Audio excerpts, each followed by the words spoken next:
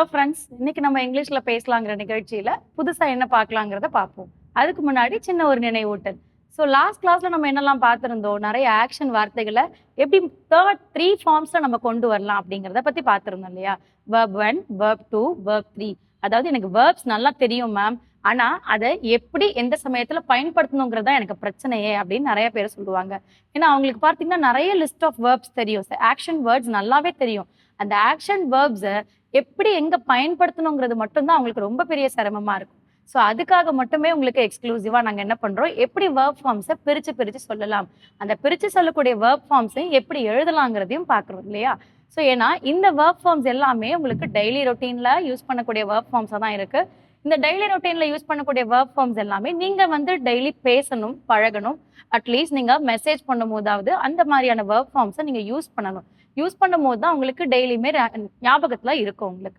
சரிங்களா? இன்னைக்கு என்ன புதுசான வேர்ப் ஃபார்ம்ஸ்ங்கிறத பார்க்கலாம். ஸோ புதுசான ஒரு வேர்ப் ஃபார்ம்ஸ் அப்படின்னு பார்த்தோம்னா டிக் அப்படிங்கிற ஒரு வார்த்தை தான். ஸோ நம்ம எல்லாருமே சொல்லுவாங்க, வாயை கலராத, இல்ல பேசிட்டு இருக்கும் போது என் பேச்சை கலராத அப்படின்னு சொல்லுவாங்க. ஸோ அதை வந்து டீசெண்டா சொல்லணும்னா எப்படி மேம் சொல்லலாம் அப்படிங்கிறத போது, அப்ப டிக் அப்படின்னாவே என்ன, ஒரு விஷயத்த தோன்றது இல்ல கலர்றது.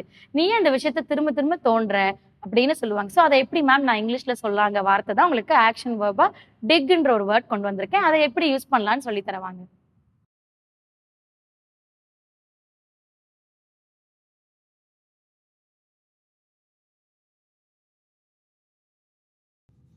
ஸோ நம்ம பார்க்கறது past perfect tense. 3 forms V1, V2, V3. So V1ல நம்ம என்ன எடுக்க போறோம், டிக் அப்படிங்கறத எடுக்க போறோம் இல்லையா?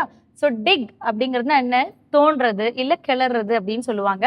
ஒரு என்ன சொல்றது, ஒரு நம்ம சாதாரணமான ஒரு ஸ்லாங்ல கலராத, பேச்ச கலராத, வாய கலராதன்னு சொல்லுவாங்க. இதை வந்து நம்ம ஒரு ஃப்ரேம், அதாவது ஒரு சென்டென்ஸ் ஃப்ரேமிங்ல நம்ம எப்படி சொல்லலாம் மேம் அப்படிங்கிறதா. ஸோ டிக் உடைய செகண்ட் ஃபார்ம் டக், தேர்ட் ஃபார்ம் வந்து டக் அப்படின்னு சொல்லுவாங்க. ஸோ அப்ப இது என்ன சொல்லலாம் அப்படின்னா, டிக் அப்படின்னா தோன்றது, அப்ப தோண்டி, அதாவது தோன்றது அப்படின்னு சொல்லுவாங்க. இது நீங்க சென்டென்ஸ்ல வரும்போது உங்களுக்கு கரெக்டா பெர்ஃபெக்ட்டா உட்கார்ந்துரும். சோ இதுவே டக் அப்படின்னு வரும்போது தோண்டினார், தோண்டினார்னு வரும். அப்ப இந்த பேச்சை யார் ஸ்டார்ட் பண்ணது, இந்த டக், who have dug this one, யார் இந்த பேச்சு தோண்டினது அப்படிங்கிறது. சோ அப்ப தோண்டினார் அப்படிங்கிறது. டக் தேர்ட் ஃபார்ம்ல வரும்போது தோண்டி இருந்தது.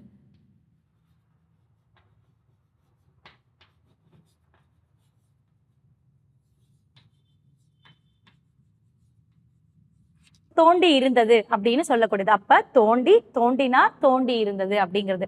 அப்ப யாரோ விஷயத்த ஸ்டார்ட் பண்ணிட்டாங்க, அந்த விஷயத்தை தான் வந்து நம்ம பெர்ஃபெக்ட்டா சொல்லிக் கொடுத்தது தோண்டி இருந்தது. அப்ப இது நம்ம எப்படி எழுதலான்றத பார்க்கலாம். இது நம்ம எழுதுறதுக்கு யார் வேணும், நமக்கு நம்மளோட சப்ஜெக்ட்ஸ் ஃபர்ஸ்ட் வேணும் இல்லையா? நம்ம சப்ஜெக்ட் ஃபர்ஸ்ட் எடுத்துக்கலாம். சப்ஜெக்ட்ஸ் யாரெல்லாம் இருக்காங்க, ஐ, வி, யூ.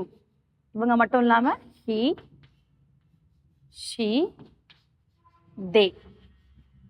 ஸோ இவங்க எல்லாரும் யார் கூட இருக்காங்க, சப்ஜெக்ட்ஸோட இருக்காங்க. ஸோ சப்ஜெக்ட்ஸோட நம்ம யாரை சேர்க்க போறோம், நம்மளுடைய ரூல் ஆஃப் பாஸ்ட் பர்ஃபெக்ட் யார் எடுப்பாங்க, ஏவி. ஸோ பாஸ்ட் பர்ஃபெக்டோட வெரி பிக் ஃப்ரெண்ட் யாரு, ஏவி தான். ஏவி என்ன கொடுக்குறாரு இங்க, ஹேட் அப்படிங்கிறத கொடுக்குறாரு இல்லையா? ஹேட் அப்படிங்கும் போது அப்ப பாஸ்ட் பர்ஃபெக்ட்ல வரதால நம்ம ஹேட்ன்ற ரூலை யூஸ் பண்ணிட்டு வந்துட்டு இருக்கோம். இவங்களோட நம்ம யார் எடுக்கிறோம், V3. V3 என்ன ப்ரொடியூஸ் பண்றாங்க, PP. So PP stands for past participle. இங்க பாஸ்ட் பார்ட்டிசிபிள் என்ன நமக்கு இங்க டக் இல்லையா? அப்ப டக் அப்படிங்கிறத எடுக்கிறேன். ஸோ இப்போ இந்த டக்குன்னு எடுத்ததுக்கு அப்புறம் எப்படி எழுதலாம், அப்ப ஐ ஹேட் டக். அதே போல பார்த்தா தே ஹேட் டக், அவர்கள் தோண்டி இருந்தார்கள். அப்ப அவங்க தான் தோண்டி இருந்தாங்க அப்படின்றத சொல்றது. இப்ப நம்ம இது கூட என்ன பண்ணலாம், நீங்க நேம்ஸ்மே ஆஸ் யூஷுவல் எழுதலாம். ஸோ நேம்ஸ் இங்க வேண்டாம், எனக்கு இங்க டக் அப்படிங்கறதால நான் இங்க நேம்ஸ் யூஸ் பண்ண விரும்பல, நான் சப்ஜெக்ட் மட்டும் யூஸ் பண்ண விரும்புறேன். நீங்க நேம்ஸ் யூஸ் பண்ண விரும்புறதுனால நீங்க நேம்ஸ் இங்க என்ன பண்ணலாம், யூஸ் பண்ணிக்கலாம். இப்ப நான் என்ன பண்றேன்னா இங்க தே அப்படிங்கறத எடுக்கிறேன். ஃபார் எக்ஸாம்பிள் தே ஹேட், என்ன எடுக்கிறோம், third form took. They had took, என்ன டக் பண்ணாங்க, அதாவது எதை தோண்டி இருந்தாங்கன்ற விஷயத்த சொல்லணும் இல்லையா? ஸோ சென்டென்ஸ் வந்து ஓகே, அவங்க டக் தோண்டி இருந்தார்கள் எதுன்னு சொல்லணும் இல்லையா? ஸோ இங்க வந்து சென்டென்ஸ் பர்ஃபெக்டா இல்லை. அப்ப நான் என்ன சொல்றேன், they had dug a drainage. So drainage அப்படிங்கறத நம்ம சொல்றோம். அப்ப ட்ரைனேஜ்ங்கிறது என்ன சொல்லுவோம்? வடிகால் அப்படின்னு சொல்லுவோம் இல்லையா? அப்ப அவங்க எதை தோண்டி இருந்தாங்க? அவர்கள். தேங்கிறது யாரு? அவர்கள். அவர்கள் எதை தோண்டி இருந்தாங்க? ட்ரைனேஜை தோண்டி இருந்தார்கள் இல்லையா? அப்ப அவர்கள் வடிகாலை தோண்டி இருந்தனர் அப்படிங்கறத நம்ம சொல்லலாம். அவர்கள் வடிகாலை தோண்டி இருந்தனர். அவர்கள் ட்ரைனேஜ் சொல்லணும். நம்ம ஏன் முதல்ல டக் சொல்லாம ட்ரைனேஜை கொண்டு வரோம்னா, எந்த விஷயத்த செய்யறாங்களோ அந்த செய்யக்கூடிய விஷயத்துக்கு ஒரு கண்டென்ட் இருக்கணும். அந்த கண்டென்ட்டை நீங்க முன்னாடி சொல்லணும். ஸோ ட்ரைனேஜ்ங்கிறத சொன்னாதான் அது அவர் என்ன பண்ணாங்கன்றது தெரியும். இதுதான் செயல், ஆக்ஷன். இந்த ஆக்ஷன் என்ன பண்ணாங்கன்றது சொல்றதுக்கு முன்னாடி எதை வச்சு பண்ணாங்கன்றது நம்ம தெரிவிக்கணும். ஸோ அதனால அவர்கள் வடிகாலை அப்படின்றத சொல்லிட்டு அதுக்கப்புறம் என்ன பண்ணலாம்? தோண்டி இருந்தார்கள் இல்ல தோண்டி இருந்தனர் அப்படிங்கிறத நீங்க எழுதி.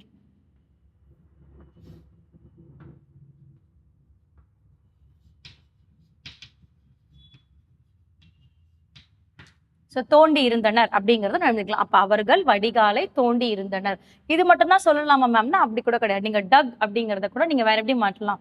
செகண்ட் சென்டென்ஸ் நான் எழுதுறேன் பாருங்க.